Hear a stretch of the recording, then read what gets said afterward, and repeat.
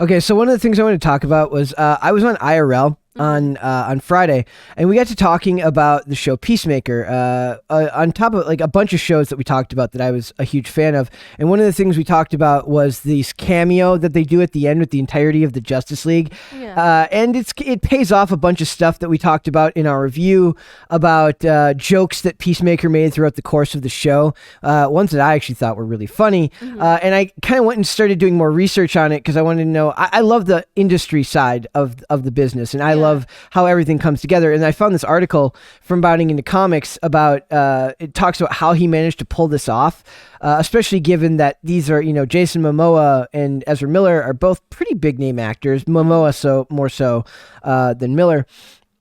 And I just wanted to see how he managed to bring them in, and I thought this article ended up being even more interesting when you look at it from an industry perspective. So it says Peacemaker's messy affair of a first season is finally done and bingeable, and it didn't go without a few surprises, the likes of which writer-director of the show and its finale, James Gunn, learned from Marvel. When Peacemaker wins the day for his team, he meets the Justice League, who shows up to the crisis too late. That was the funniest part of the whole episode.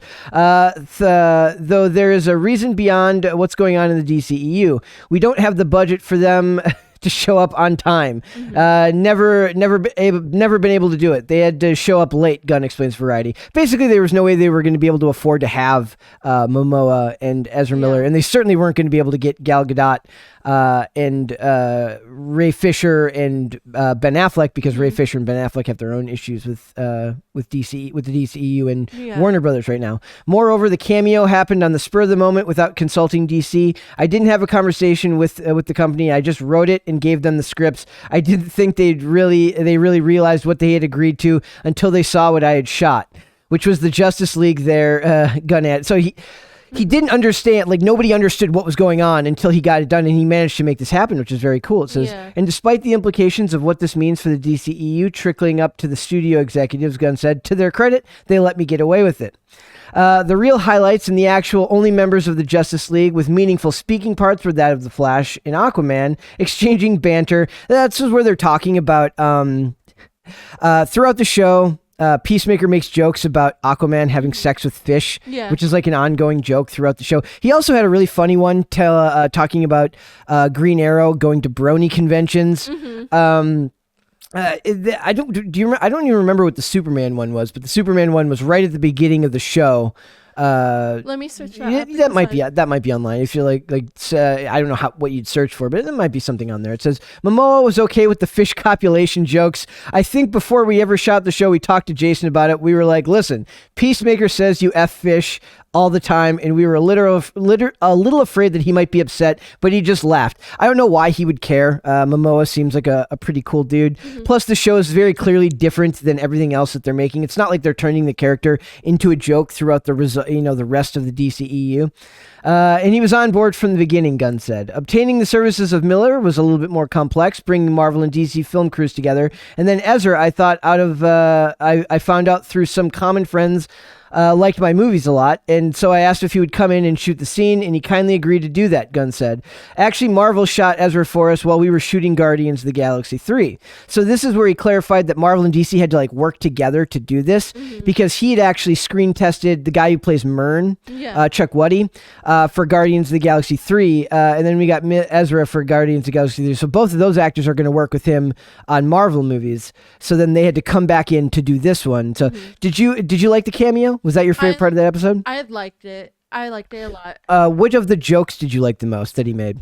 I like the, I almost said Jason Momoa, but I mean the Aquaman joke, because the Flash was like, wait, what? Yep. The Ezra Miller's face. I'm not a huge fan of Ezra Miller as an actor, but he does that type of humor fairly well. Yeah. So it says, there's some serendipity at play, but it did not apply to the noticeably absent Gal Gadot and Henry Cavill. Yeah, you can tell, if you look up here at the original, this screenshot of it, it's so weird to me. You can look at them and they're dressed perfectly. They've got the costume done perfectly, but I don't know if it's just posture or if it's the shape of the actor's head who's portraying Superman here. You can tell it's not Henry Cavill. Yeah. Same with Gadot right there. You can tell that is clearly not her.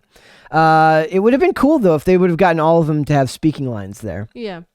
So it says, when it came to Batman and Cyborg, it's fairly obvious why they didn't show up in Peacemaker, considering the status of Ben Affleck and Ray Fisher with Warner Brothers. However, Gunn didn't have a substantive answer to give. My guess is that's because, like, legally he's not allowed to speak on it, given everything going on with that. So would you have liked to see Batman in there?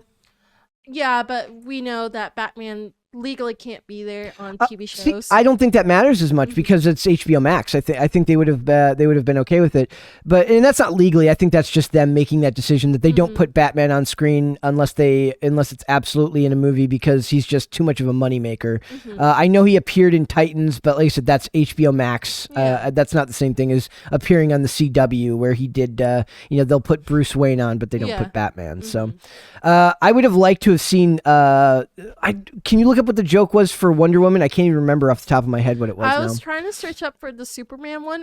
They don't have articles for that. The only main articles they have was the Green Arrow one and then the Aquaman one. But he did make he said something about Batman, or when he talks, it's like when he's coming out of the house that one time and he talks about, he's like, do you have the guy's like, do you have a rogues gallery like Batman? Remember he makes the comment about how like he always sends them to jail and then they break out and end up hurting more people. So it wasn't quite as funny. It was actually more like a commentary on it was actually more a clever commentary on like how ridiculous the character of Batman is. He arrests the Joker every time, or he has the Joker arrested and taken to Arkham, and then he eventually breaks out and the whole process starts over again. Oh, I found it for Wonder Woman. Okay, what does it say? Where is it? It apparently it's not safe for work outfit. What? That's what they said in the first the trailer's first scene. Peacemaker is visiting a school, the classroom. Oh, when she was eye-effing him from across the room. That's exactly. Okay, that was that. Yeah, that was that. That one was funny too. So it says Peacemaker's future is more certain. So I've got this article here. I'm very excited about this.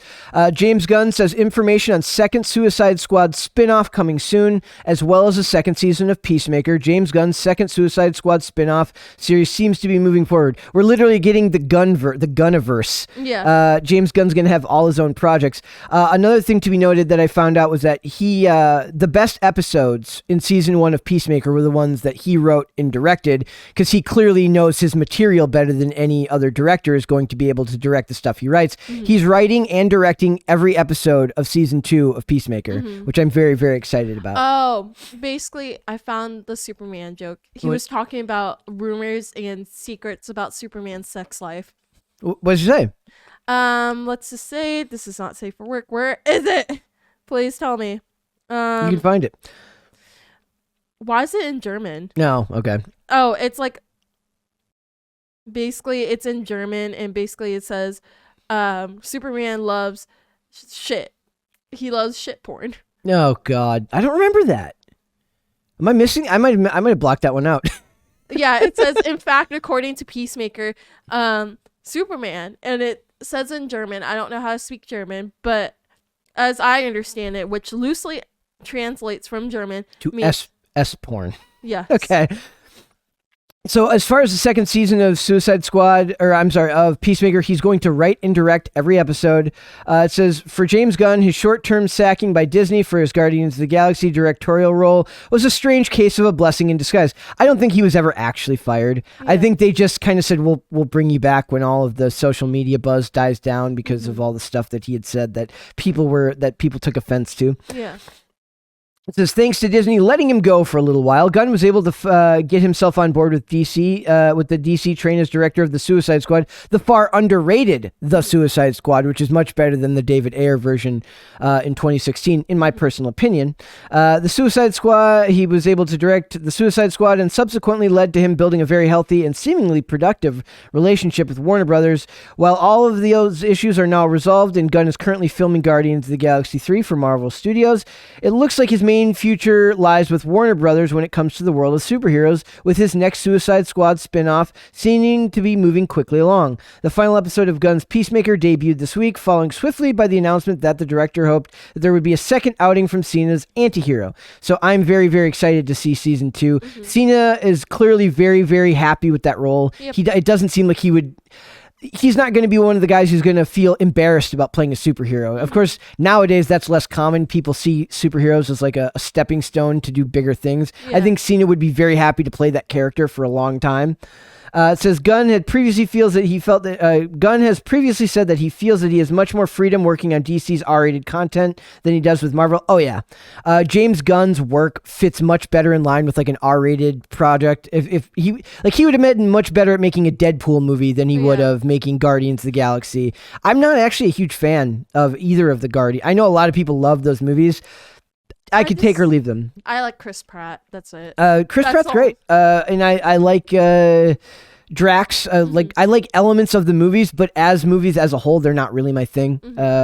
Most Marvel movies aren't like I said. The Winter Soldier is, in my opinion, still the best Marvel movie they've ever made. It says he talks about Marvel being strictly PG-13 with their projects. They don't go elsewhere, and even their TV. Like you'd expect them to want to branch out and maybe do something more risky with their TV stuff, but since it's all Disney Plus, like I could see them maybe making a Deadpool show and do it exclusively for Hulu. Yeah. So that they don't have to put it on Disney Plus where they have to worry about it getting some black eye because of the darker or more violent or more vulgar content. Like it fits much better there.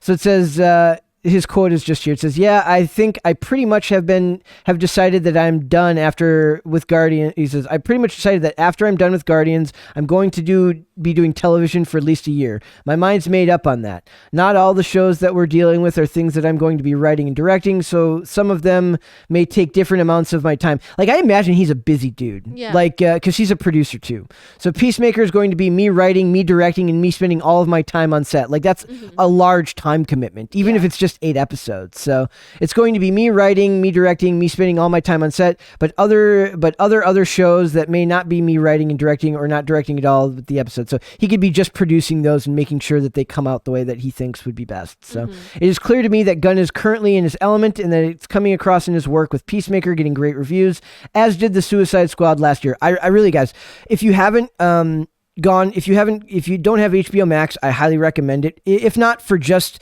his stuff, but also for the DC animated movies, which are all very, very good. But go watch the Suicide Squad, the 2021 version from James Gunn. It is infinitely better than the 2016 David Ayer version. I can't sing its praises high enough, but I just thought it was very interesting how he had to basically go through and get. He seems like he didn't ask permission from DC to do the cameos with Ezra Miller or with Jason Momoa, and they let him do that. But doesn't that seem weird that they would even allow him to do that, given that it's a big deal to use their characters? So you'd think that he would have had to at least gotten permission beforehand to do so. Maybe, or maybe like Warner Brothers was like, "Oh yeah, whatever." Well, yeah, but he's like $gazillion franchises. You'd think they'd put more thought. I mean, I guess he's already trashing them. Like Peacemaker's already trashing them in dialogue. Why wouldn't he be allowed to trash them with them on screen? But I think that cameo made the ending of that show perfect. So, were you a bigger fan of Peacemaker or were you a bigger fan of Vox Machina? I know the answer to this. I like Peacemaker more. No. Yeah. That's not true. Yeah, I liked it more because it had resolution and blah blah blah blah. I can't word. It had what? It basically, I felt like the ending was more poetic than Vox Machina. More what? Poetic. Oh, poetic. Okay, yeah. In a lot of ways. We're going to talk about Vox Machina after we do this next topic, but I have my own feelings, my own feelings on that. So thanks for watching this clip, guys. If you want to see full episodes or follow us on social media, links are in the description below. Bye.